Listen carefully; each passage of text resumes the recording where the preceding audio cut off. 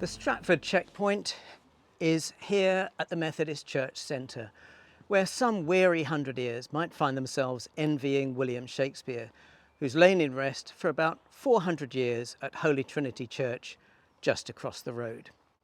One tip, if the ground conditions are wet, maybe don't change your socks at this checkpoint, because on the next leg in woodland just beyond Snitterfield, there's one of the squelchiest, muddiest stretches of path on almost the whole route.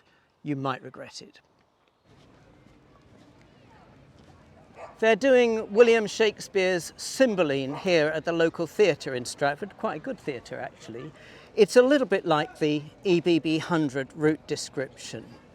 Far longer than the usual production, requiring intense concentration over a long period of time because it's wonderfully well plotted, full of unexpected twists and turns, a bit mucky in places, masterfully produced. Most people will enter and leave Stratford at night, but that doesn't matter because it'll be quieter then and all the historic buildings are lit up anyway. Anne Wade led quite a large group of people on a social walk along the 100 route from here over the Welcome Hills, bumpy and possibly very slippery by the way, to Norton Lindsay and on to Warwick. For some reason she didn't do it at night time. We're walking along the main street in Stratford, which has various sites related to the life of William Shakespeare. Right now we're outside New Place, which was the house that he bought in his later life and lived for his last few years. And I say the sites of New Place because the house no longer exists. In the 1740s, it was just the time that Shakespeare tourism was starting to take off. Everyone who came here to go up at the house, he got fed up with all the attention, so he had the house demolished. And the townsfolk were not best pleased with him for that, and he was driven out of town.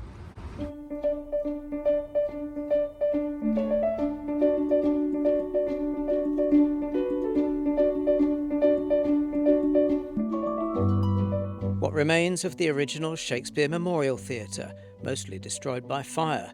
Next door, the elegant Swan Theatre eventually rose up from the ruins.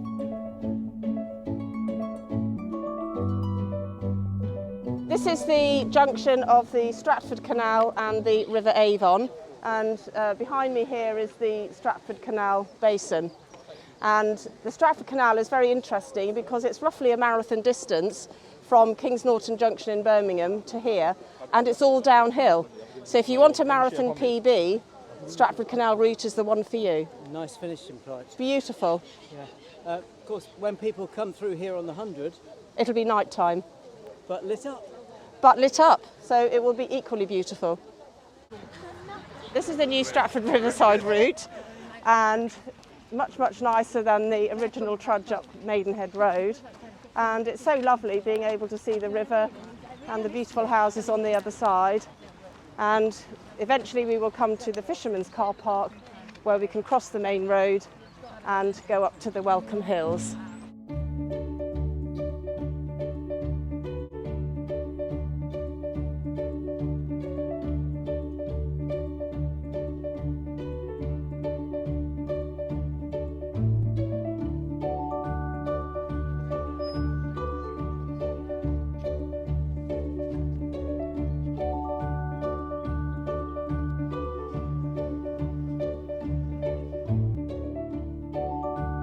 In the Welcome Hills, just behind me, is the local monument, the obelisk, which was erected in memory of a local MP. It wasn't Nadim Zahawi, was it? No, a bit further back than that. This was mid-19th century, soon after the Great Reform Act. And people think that this is a flat route. Well, they're very wrong. They've only got to do the last mile that we've done and know that we actually cross 3 valleys, which involve fairly steep ups and downs. However, the glory of that is that you get to see the beautiful obelisk, which is there in front of me, and past the Welcome Hotel. And Mike has just been telling me an interesting story about that, where a Japanese couple came to stay in the hotel and play golf, and apparently somebody was rude to them, so the guy went home and then just bought the hotel and the golf course and threw all the members out. So that was that. So I'll let you have a breather, don't worry. Actually, Anne, we had more than 1 or 2 hills there. We had about 30 little hills. Because there's a feature of the West Midlands countryside, ridge and furrow. Of course, Yeah. yes, yeah, absolutely. Yes, you get a lot of ridge and furrow in the fields around here. It's a medieval ploughing system, and a lot of it still remains. So yes, on the 100 route there are a good number of fields, I would say, with ridge and furrow. So that also makes it interesting. Did you seek them out deliberately? Not deliberately, but I think it does add to the fact that it is not a flat route.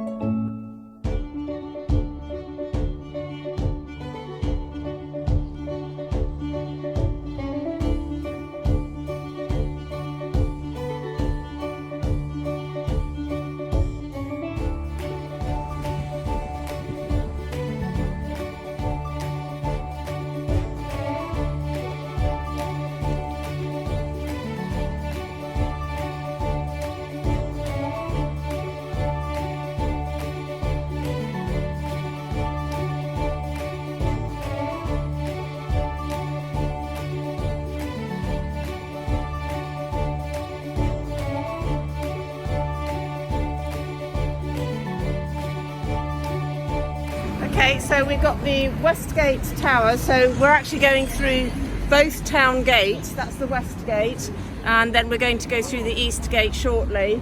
There's also interesting pillar boxes at both gates as well, and here we're passing the Lord Leicester Hospital.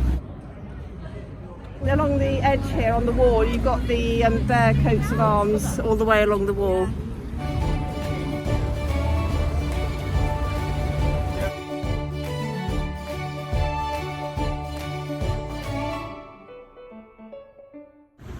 We're now leaving the 100 route. The 100 route carries on straight on past the Castle Lines Hotel and is literally only a couple of 100 metres up there, so we'll be going past there next time.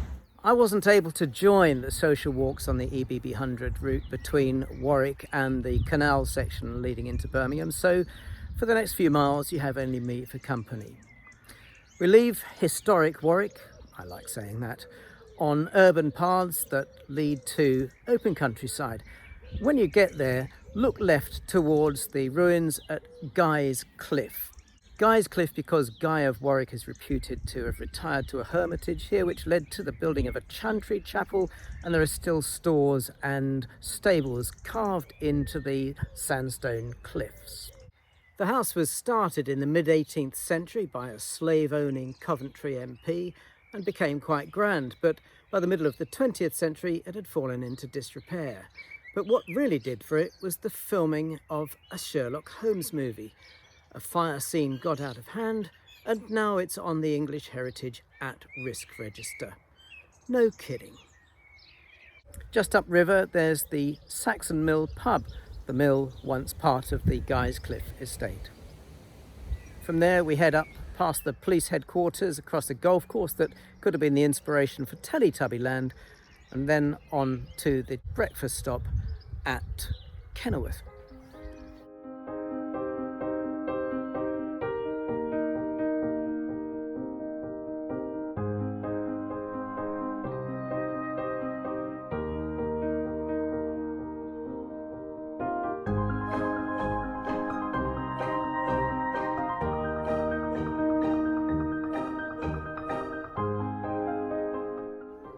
After Kenilworth, we have to detour around the HS2 high-speed rail works. But then there's a surprisingly pleasant route into Coventry, initially passing 2 lakes and an ancient woodland on the outskirts of the Warwick University campus. After that, once we crossed a main road, there's a ford and even a wildflower meadow that lead us towards War Memorial Park. The oaks of Warwickshire bear witness to the past existence of the vast Forest of Arden. But here in Coventry's War Memorial Park, the trees bear witness to more recent, more painful history. Almost every one of them planted in memory of someone who fell in war, someone who served and suffered, or a civilian killed in the notorious wartime bombing of the city.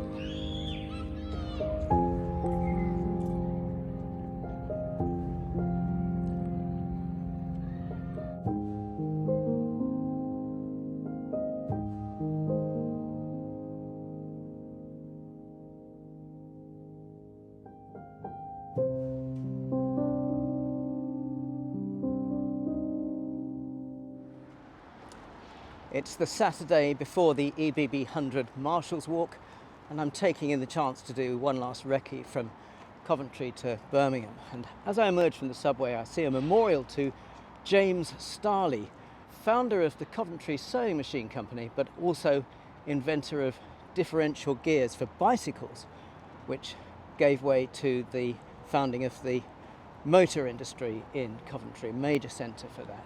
And there is a connection between sewing and the motor industry, because it was all of the automation, the production line skills they had here that meant they were very well equipped to set up the motor industry. I have to say though, I don't think that James Starley went around dressed in the robes of an angel. Our route takes us past the new swimming pool and out through the alleyway ahead, but as you go, glance left at the old Ford's Hospital, restored after the Second World War. Hospital as in hospitality, a place where travellers, like ourselves perhaps, could find rest. The City Council building looks old, but actually it's early 20th century, only about 20 years old when Coventry was bombed in the Second World War Blitz. Happily, it survived. The council chamber here is very grand. I've been to lots of meetings here myself. Above the Lord Mayor's throne, highly ornate, they have a traffic light system for telling councillors when it's time to shut up. There's also a display about all of Coventry's twin towns and cities. Coventry and Dresden, both badly bombed in the war, were in fact the first twin cities in the world. Coventry setting itself on the path to being a city of peace and reconciliation. It's called the Elephant, Bear and Bull 100, and in Coventry there is no shortage of elephants. You see them all over the place. And there's another just before you get to the cathedral. St Michael's Cathedral Church was all but destroyed in a raid in November 1940 that killed nearly 600 people, buried in a mass grave. The provost and his volunteer fireguard fought the flames with stirrup pumps and poured sand on one bomb even as more rained down on them. The task was hopeless. A bold new cathedral of St Michael was consecrated on the 30th of May 1962. Benjamin Britten's War Requiem was commissioned for the occasion. The old ruins were kept as a garden of remembrance, a striking symbol of resilience. The 100 route passes between the two cathedrals. The 15th century Lichgate cottages are the only surviving part of St Mary's Priory. They're now upmarket holiday cottages. We turn right just before them along a boardwalk that takes us past the local BBC studios to a bold civic artwork. Frank Whittle, inventor of the jet engine, Coventry lad. We turn left here. The poet Philip Larkin, another son of Coventry, who preferred Hull. The old Coventry Telegraph building. I applied for a job here once. They told me other candidates didn't present the same concerns. You could lose a lot of time as you walk through Coventry reading about the history of places like Spon Street, so I'll save you time by saying it was a centre of ribbon weaving, and the dyers and tanners plied their trades in Spon Street in the 13th century because they had to be on the outskirts of town because it was noxious. Coventry was one of Britain's great medieval cities. A lot of people think that it was Hitler and his bombs that did for most of the medieval buildings that survived into the 20th century, but actually it was the city council. After the Second World War, it decided that it wanted to build a new pedestrianised city centre, pioneering in its day, along with Europe's oldest ring road. And the medieval buildings were just in the way, but many of them survive here in Spon Street. Some of them have stood here since as long ago as 1969.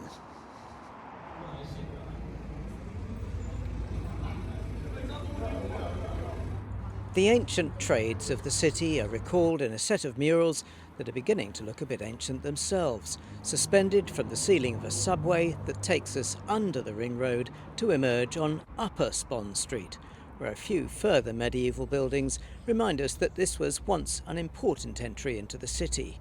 A medieval bridge leads us towards our definitely not medieval checkpoint.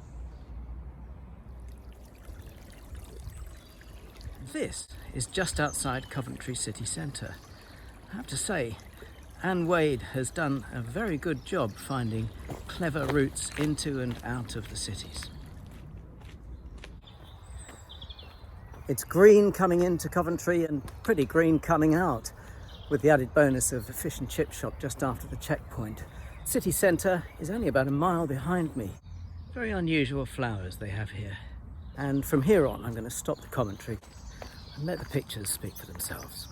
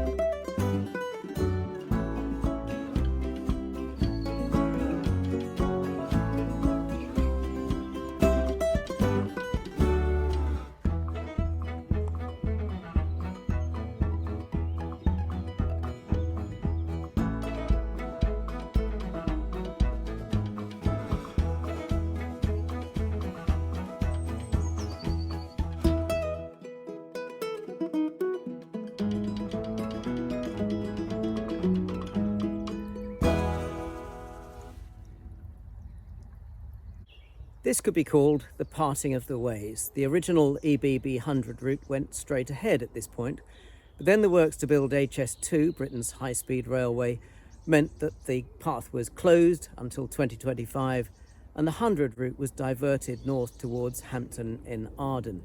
It actually goes alongside the HS2 works, which are gargantuan in their proportions, a scar on the landscape undoubtedly, but actually quite fascinating to see.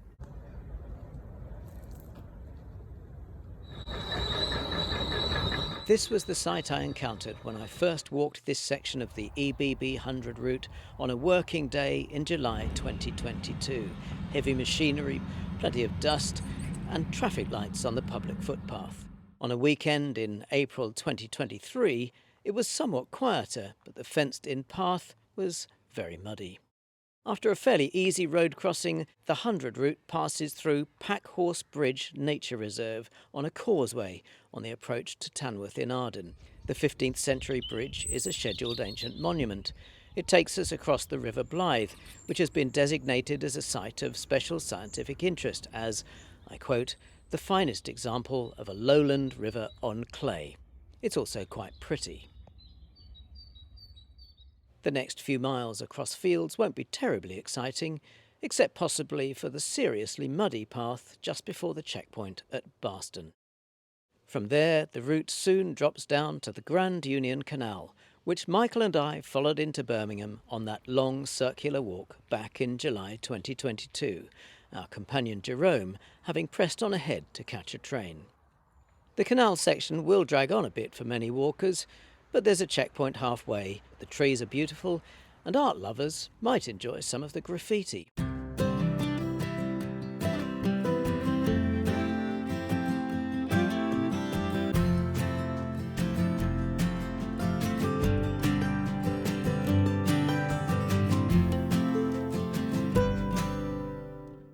Michael and I walked on through Bridge 88, but for 100 years the route briefly leaves the canal just before it and heads through streets of terraced houses to the final checkpoint, where Marion, David and their team will be providing encouragement, possibly in liquid form. From the checkpoint, it's a bit of a wiggle back to a short and actually quite interesting stretch of canal, and then an easy, if slightly convoluted, plod for home along the Coal Valley, once again surprisingly green. Mostly.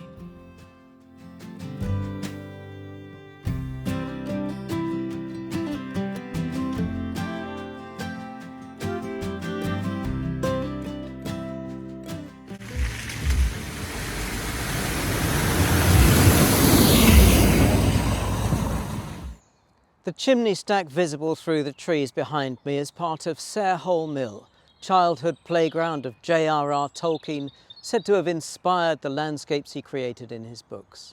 When we did our big walk here in July, we branched off at this point towards the city centre and Cannon Hill Park, but the change of event headquarters means that the route towards the finish of the EBB 100 now continues on down this green valley. It's actually a much nicer way to end the walk. Don't forget to look out for this rubbish bin. Turn right here to get back to the finish. And at the end of 100 miles, no doubt these stands will be filled with spectators cheering in every last finisher. Well, one can dream.